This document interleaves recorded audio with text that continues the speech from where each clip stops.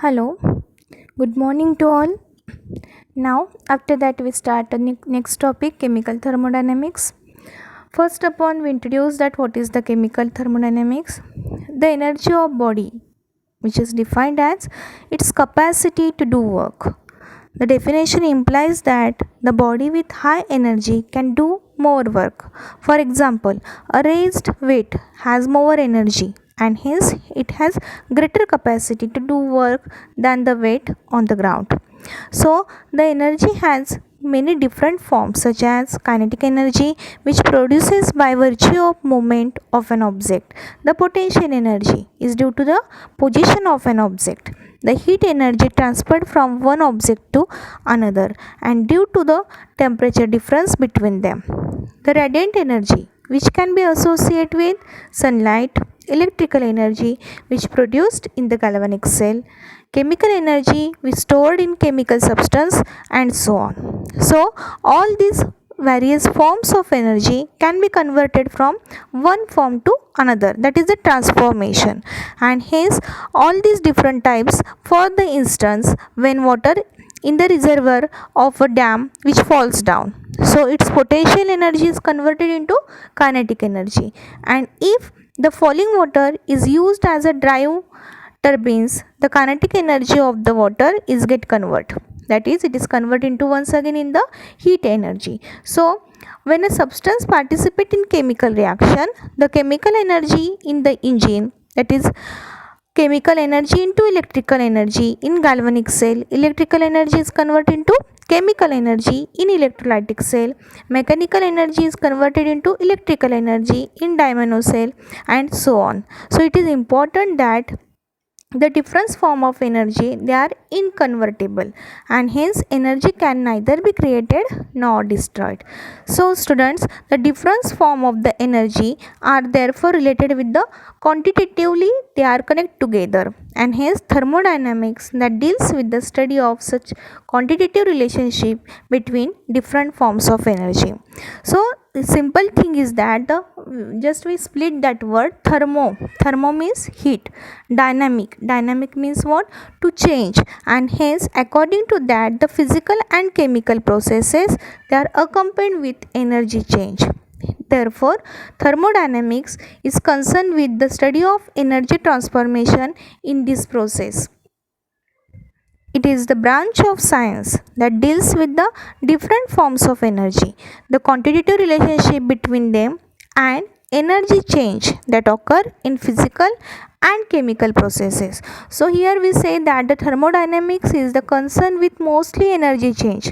Either they can be changed in the physical form or in the chemical form, but the transformation of energy from one phase to another, which is the very important. So it gives no information on the rate of physical or chemical processes, which is the limitation of thermodynamic, because it is not regarding to the rate at which physical and chemical processes are occurred. Also thermodynamics does not describe the system while the change are taking place, and hence it deals only with the initial and final state of the system. It is not concerned with what happened to a process in the path between two states are occurs. In other words, we can say that the thermodynamic does not tell about the mechanism of the process. Some basic terms there come in the thermodynamics. So let's start. Universe is divided into two parts: system and surrounding. That is the combination of system and surrounding, then we get the universe. So what is system? First upon we see the diagram. In that diagram we understand there is one gas which is present, and that gas which is in the small quantity, which is a small part, and which is known as the system, while the remaining part which is known as the surrounding. So we say that to perform an experiment, a part of the universe of interest which is selected and isolated from any disturbance. We can say that a definite amount of some substance is chosen to study the effect of various variables. Such a portion of the universe which is chosen to study the thermodynamic property, which is called as the system. System is a part of universe under the thermodynamic investigation. Now we see the surrounding. What is surrounding? The remaining part. Which remaining part? All the parts of the universe outside the system where the observations are made, which is called as the surrounding. Generally, the portion of universe in the neighborhood of the system is constitutes its surrounding. The surface of separation between system and surrounding, which is called as the boundary. An exchange of matter and energy between the system and its surrounding can take place throughout this boundary. This boundary, which is shown in the diagram, which is shown by the darkened circle. For example, if we take any reaction mixture is what? Reactant and products in stopped flask in a system. So what happened? The surrounding may be constant temperature bath in which the flask is immersed, and the wall of the flask which constitute the boundaries. Now next part is the types of system. Basically, this system on the basis of exchange of matter and energy between the system and surrounding. Hence, that system they are classified basically into three types. First type is the open system, second is the closed system, and third one is the isolated system.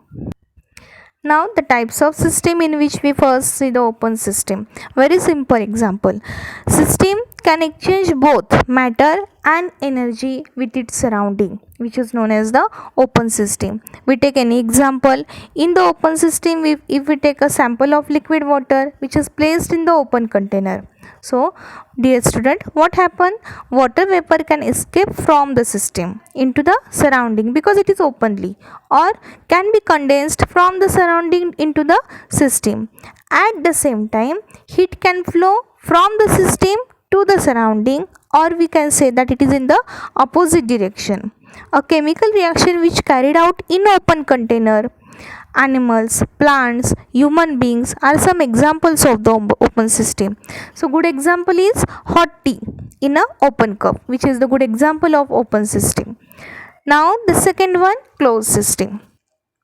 A system that can exchange only energy but not matter with the surrounding. Once again we take the same example, hot tea in a cup.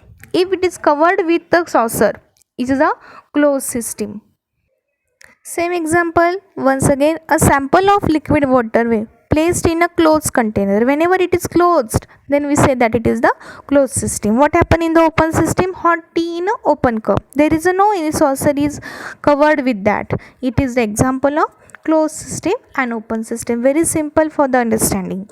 After that, we see the isolated system. Now tell me what will happen in isolated system? Open system in which both matter and energy are exchanged. In closed system, what happen? Only energy can exchange but not a matter. And now in isolated means what? It cannot exchange. Means what? A system that cannot be exchanged either matter or energy with its surrounding, which is called as the isolated system. So sample of liquid water which is placed in a closed container, which can be insulated from the surrounding. Good example is that if we kept the hot tea in a thermos flask, so what happened? It cannot be exchanged either matter or energy. So we just revise once again. Open system in which we take the example of hot tea in open cup, while in the closed system it is covered with the saucer, and in isolated system the same tea we kept in the thermos flask. Just we see the types of system. Now we are going toward properties of system. So there are the different properties. A microscopic system that has the certain thermodynamic properties such as temperature, pressure, volume, energy, density, and these microscopic property are classified into main two types according to their dependence on the amount of substance or substance present in the system.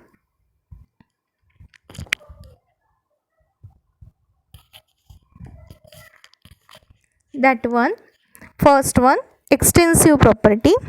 Any property of a system which has the amount that matter present in a system, and hence it is called as the extensive property. We repeat again, any property of a system whose magnitude depends on the amount of matter present in the system. Means what? Some properties, if we take the example of mass, volume, internal energy, heat capacity. If an amount of matter in the system is changed, what will happen? The magnitude of these properties are also changed. For example, the volume of 1 mole of gas is how much? 22.4 dm cube.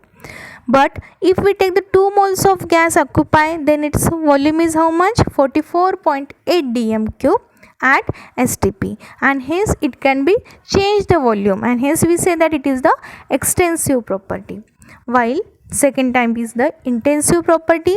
Any property of a system whose magnitude is independent on the amount of matter which is present in the system. It means that there is no any change if the system will change. For example, some properties are like temperature, density, surface tension, viscosity, Ri, that is the refractive index, melting point, boiling point, specific heat. We take one example. If the water is boiled at 100 degrees centigrade at 1 atmospheric pressure, so no matter whether the volume is either 1 liter, 2 liter or 100 liter. Is it clear? So the extensive property are the additive total value of an extensive property of a system. It is obtained by adding the value of separate parts into which the system may be divided. So the intensive property are not additive. The ratio of two extensive property, it is an intensive property. Remember, the ratio of two extensive property is an intensive property. So the ratio of two extensive properties are mass and volume. That is, mass by volume is the density. So we say that D is equal to m upon V, where D is what? Intensive property. The ratio of two extensive property is an intensive property. Thank you.